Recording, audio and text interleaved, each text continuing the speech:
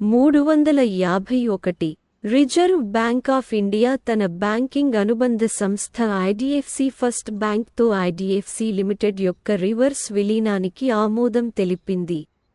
IDFC bank ఏ సంవత్సరంలో స్థాపించబడింది? రిజర్వ్ బ్యాంక్ ఆఫ్ ఇండియా తన బ్యాంకింగ్ అనుబంధ సంస్థ ఐడిఎఫ్సి ఫస్ట్ బ్యాంక్తో ఐడిఎఫ్సి లిమిటెడ్ రివర్స్ విలీనానికి ఆమోదం తెలిపింది. ఐడిఎఫ్సి ఫస్ట్ బ్యాంక్ మరియు ఐడిఎఫ్సి బోర్డులు జూలైలో రివర్స్ విలీనానికి ఆమోదం తెలిపాయి. సమ్మేళనం యొక్క మిశ్రమ పథకంలో భాగంగా ఐడిఎఫ్సి ఎఫ్హెచ్సిఎల్ మొదట ఇద్తో విలీనం చేయబడుతుంది మరియు ఇద్క్ ఐడిఎఫ్సి ఫస్ట్ బ్యాంక్ లిమిటెడ్లో విలీనం చేస్తుంది.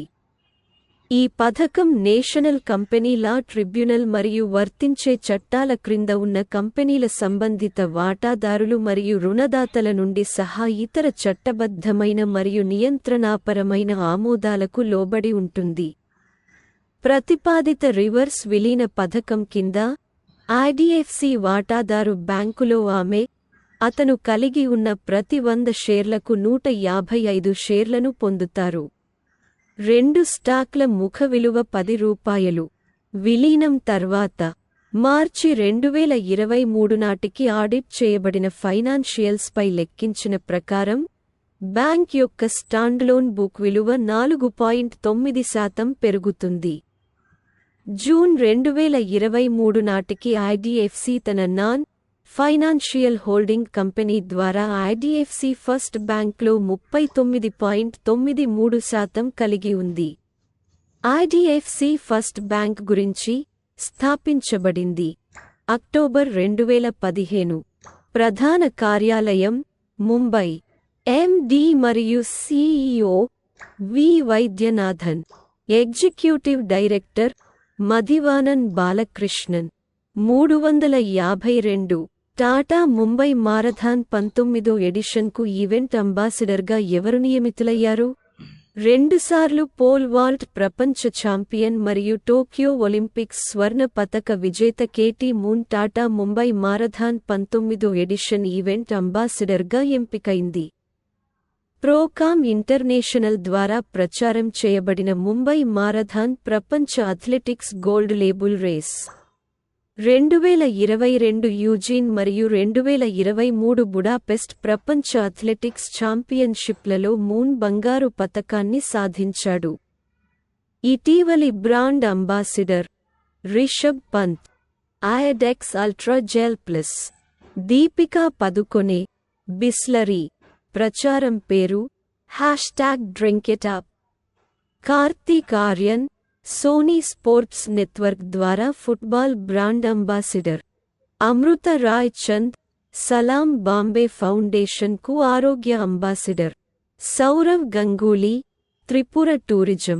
353 life insurance corporation of India LIC యొక్క కొత్త చీఫ్ రిస్క్ ఆఫీసర్ గా ఎవరు నియమితులయ్యారు?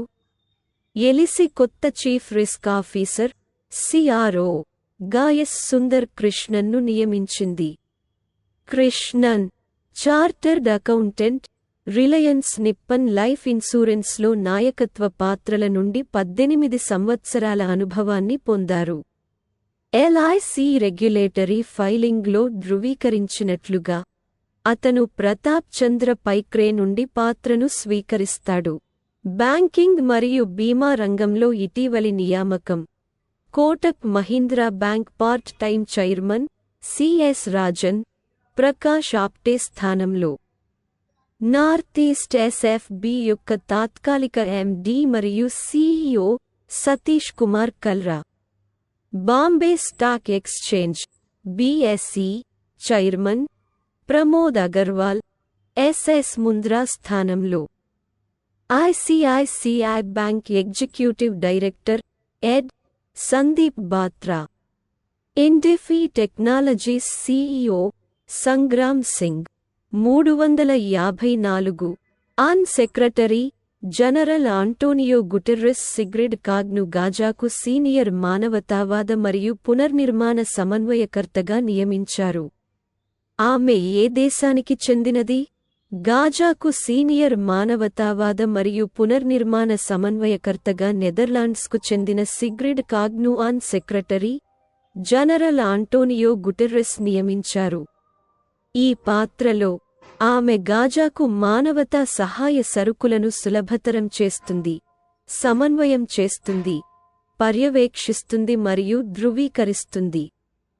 సంఘర్షణలో పాలుపంచుకోని రాష్ట్రాల ద్వారా గాజాకు మానవతా సహాయ సరుకులను వేగవంతం చేయడానికి ఆమె ఐక్యరాజ్యసమితి యంత్రాంగాన్ని కూడా ఏర్పాటు చేస్తుంది. ఈ విధులను అమలు చేయడంలో ఆమెకు on office for project services (UNOPS) మద్దతు ఇస్తుంది. శ్రీమతి కాగ్ తన అసైన్మెంట్ను జనవరి 8, 2024న ప్రారంభించాలని భావిస్తున్నారు. ఐక్యరాజ్యసమితి ఆన్ గురించి స్థాపించబడింది అక్టోబర్ 24, 1945. ప్రధాన కార్యాలయం న్యూయార్క్, US. అధికారిక భాషలు Arabic, Chinese, English, French, Russian మరియు స్పానిష్. సభ్యత్వం 193 సభ్యదేశాలు. 1 secretary general Trygve Halvdan Lie, Norway.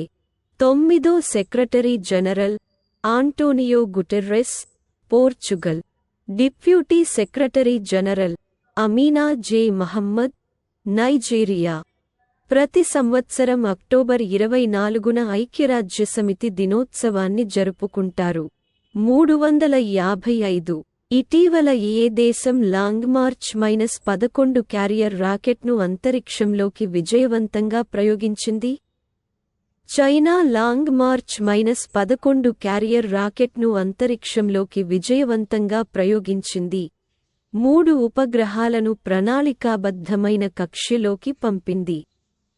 Taiyuan satellite launch centre దక్షిణ చైనాలోని గ్వాంగ్డాంగ్ ప్రావిన్స్లోని యాంగ్జియాంగ్ తీరంలోని నీటి నుండి రాకెట్ను ప్రయోగించింది. ఈ ఉపగ్రహాలను ప్రధానంగా అంతరిక్ష శాస్త్ర సాంకేతిక ప్రయోగాలకు వినియోగించనున్నారు. ఇది లాంగ్ మార్చ్ క్యారియర్ రాకెట్ సిరీస్లో 503వ మిషన్.